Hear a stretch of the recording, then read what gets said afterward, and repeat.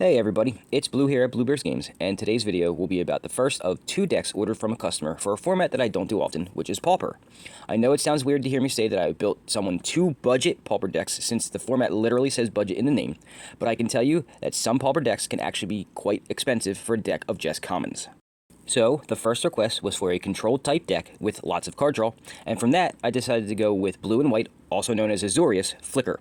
A build that is control style using a toolbox of different creatures that have various enter the battlefield effects that can help you do various things that you need to win a game.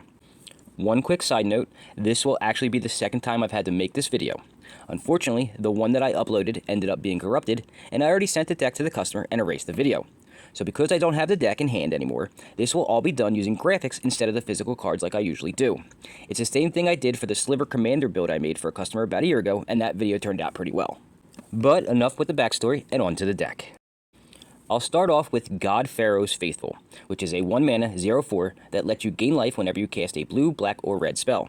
Since this deck's spells are 75% blue, it should be able to gain enough life to help you survive against the quicker aggro decks in the field. Plus, the 4 defense provides you with a great blocker against a good portion of the format's creatures and be able to survive. Then I added Augur of Bolas, which is a 2-mana 1/3 that when it enters play, you can look at the top 3 cards of your library, then reveal an instant or sorcery card and put it into your hand. This card is great for digging into your library and finding one of your important flicker spells. It also has a high toughness to help stave off those aggro decks until you can set up and gain control of the board. Next, I added Azorius Arrestor, a 2-mana 2/1 that detains a creature an opponent controls when it enters play. Detain means that the creature can't attack, block, or activate any of its activated abilities until your next turn.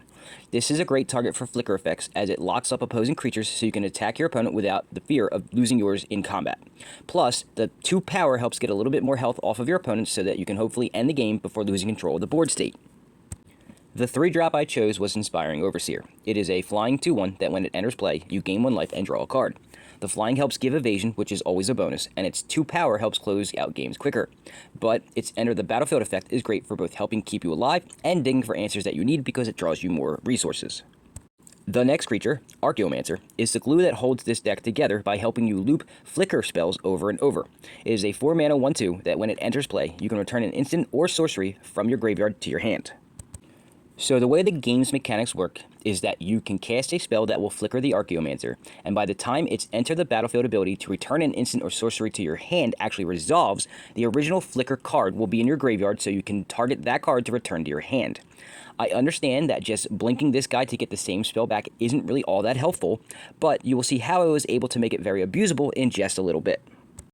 The last creature I chose was Muldrifter, a 5-mana 2/2 flyer that when it enters play, you draw 2 cards. It has an ability called Evoke, which says that for 3 mana, you can cast a spell, and then when it enters play, you must sacrifice it. The cool thing about Evoke is that it uses the stack. What that means is you can actually cast a flicker spell on it while the sacrifice trigger is on the stack, and the effect will fizzle. You will get to keep the Muldrifter, and to boot, you will have drawn 2 more cards for a total of 4 cards drawn. It's a pretty neat bit of tech that is super beneficial when piloting a build like this. Now, let's move on to the spells that help make this deck work. This type of build needs to draw into the right cards as quickly as possible, so I added Ops because it lets you scry 1 and then draw a card for only 1 mana. Scrying can be extremely helpful when you just need to get to a certain card. That's also why I added Impulse as well. It's 2 mana and lets you look at the top 4 cards of your library. You then get to choose any instant or sorcery card from among them and put it into your hand. The rest will go on the bottom of your library in any order that you want. This spell will help you get to a flicker spell if you need it, or to a counter magic spell if you already have this flicker spell that you need in your hand. And, speaking of counter magic, there are 3 different ones in this deck. Mana Leak is the first one.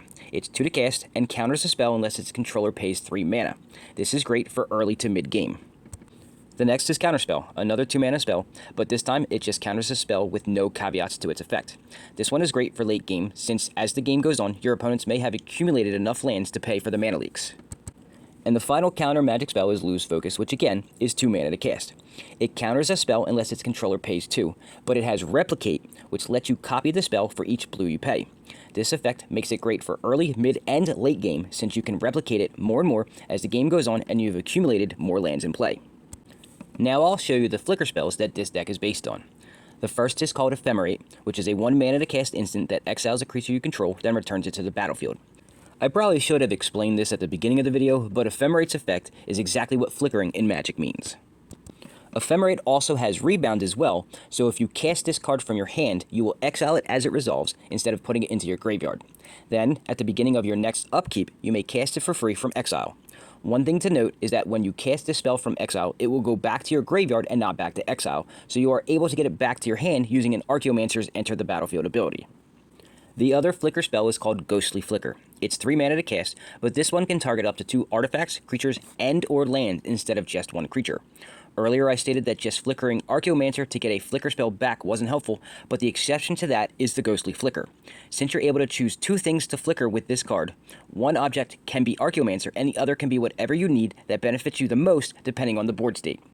This is the instant that you will be digging for the most in every game, as it's the one card that will help you start looping Enter the Battlefield effects that are most beneficial to you. The last thing to go over is the lands. Since this deck is for Pauper, the dual lands will have to come into play tapped since there aren't any in the common rarity that will come into play untapped. However, I chose Tranquil Cove as the dual land because it at least gives you a life which could be useful for helping you stay alive long enough to gain control of the board. I also chose to include 1 Mortuary Mire. This deck has no black cards in it, so this may seem like an odd choice at first, but when it enters play, you can put a creature card from your graveyard on top of your library. Remember that Ghostly Flicker can target lands, so this is helpful for when there is a creature in your graveyard that could help you either gain control of the board or even win you a game. Mortuary Mire will help you get that creature back so you can cast it again later. Plus, black mana can always be used as generic mana, so it's not completely useless as a mana source either. The rest of the lands are just basic islands and plains. Since the deck is more blue than white spells, it's slightly heavier on the islands. And that's the Pauper Azorius Flicker Control deck that I built as requested by a customer. I actually built something similar to this for my $20 budget decks, and I played this style of deck personally, so I had quite a bit of experience with this sort of build. It's really fun to play, just not play against.